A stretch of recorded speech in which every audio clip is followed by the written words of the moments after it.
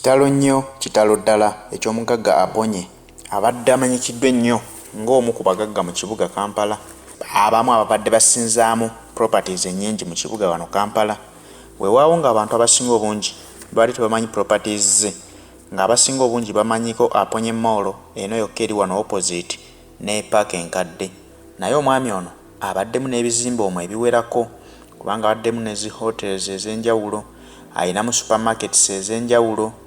Kale abadde musajja wa nsimbi nnyo, kubanga ono ayinako n'emmotoka enneetisi z'emigugu ezisaabaza ebyamaguzi okuva mu Uganda n'okutambula amawanga agaliraanye Uganda.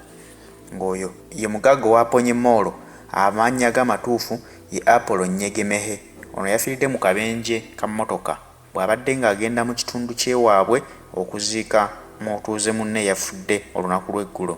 Ono nzaalwa y'e Kabaale era gy'abadde alaga okuziika mutuuze munne, wabula teyasobodde kutuuka, kyokka ng'abadde abulayo ka distance katonotono okutuuka wabadde alaga. Bw'atyo n'ayingirira kitulera ku luguudo, mmotoka ye n'esaanawo. Mu mmotoka abaddemu abantu 4, ye ne ddereeva we n'abasaabaze abalala 2, wabula yekka ye yafuddemu. Bano abasatu baddusiddwa mu ddwaliro nga nabo embeera yaabwe si nnungi nnyo, naye abasawo bali mu kukola ekisoboka kyonna okulaba nga bataasa obulamu bwabwe. Ono era abadde chairperson wa NRM mu bitundu by'e Rukunjiri, ng'era wenjogerera bino olwafudde omulambo gwe gwaddusiddwa mu ddwaliro lya Itojo Hospital esangibwa mu disitulikiti y'e Ntungamo, wabula gavumenti yabakanye edda n'eddimu ery'okukwasaganya omulambo gw'omuntu ono kubanga abadde musajja munene nnyo mu ggwanga Uganda.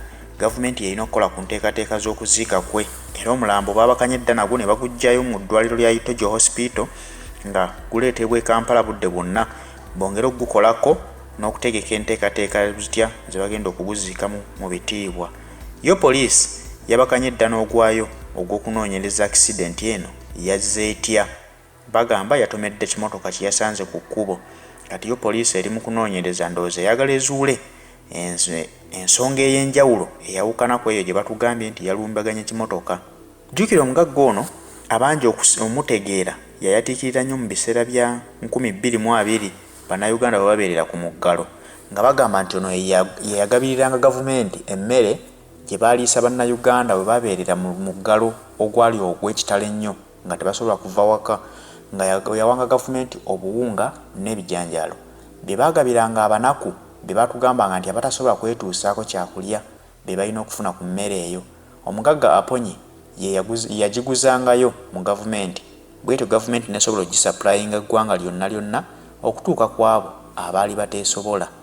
Wabula ku mimwa gy'abannayuganda wazzeewo ebibuuzo, batandise okwebuuza mu ennaku z'omwezi 6 zirimu kigendererwa ki? Yichuli yafanga 6 omwezi ogw'okutaano, Katolo Bwama n'afanga 6 mu mwezi ogw'omukaaga, omugagga Aponye yafudde nga 6 omwezi ogw'omusanvu. Kati beebuuza ddala ani addako? Abagagga mu kibuga batandise okusattira kubanga beebuuza enfa ya mugagga munnaabwe tebagitegeera. Bangi bakola accident naye zisigalako akabuuza nga beebuuza ddala lwaki accident zisusse, ye lwaki zitugaba nene? Era abantu batandise dda n'okubisala nga bagamba nti ke kaseera babadde akolera nti ebizinesi ezisinga obungi ze twali tumanyi nti zize zibaddeko bannyinizo, ke kaseera bazeddize. Bwe batyo bwe bakola tebasobola kweddiza bizinesi nga nannyini yakyali mulamu, wabula bakupangira omupango, bw'ovaawo baba basobola okufuna ekiwenda butebe beddizaamu bizinesi zaabwe. Katusabe omwoyo gw'omugenzi Mukama aguwummuze mirembe. Abo awamu n'abafamire tubasaasidde nnyo olw'okufiibwako omuntu waabwe abadde mpagiruwaga, abadde ow'omugaso ennyo mu famire.